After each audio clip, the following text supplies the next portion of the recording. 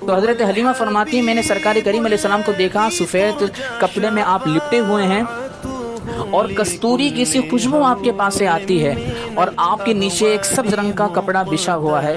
اب فرماتی ہیں کہ میں آگے بڑھی اور آہستہ سے محمد مصطفیٰ صلی اللہ علیہ وسلم کو اٹھایا، آپ کے سینے پر ہاتھ پھیرا تو آپ نے مسکرانا شروع کر دیا، اور آپ نے اپنی پیاری پیاری سرمگی آنکھیں کھول دی۔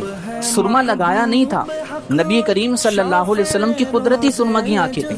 تو حضرت حلیمہ فرماتی ہیں سرکار کریم علیہ السلام نے اپنی آنکھوں کو کھولا، فرماتی ہیں میں نے دیکھا کہ آپ کی آنکھوں سے نور نکل کر آسمان کی بلندیوں کو چھوتا تھا۔ جیسا میں نے ذکر کیا کہ سرکار کریم علیہ السلام نور ہدایت بھی ہیں، اور اللہ نے آپ کو نور حسی بنا کر بھیجا کہ آپ کے مبارک جسم سے نور کی کرنیں پھوٹا کرتی تھی۔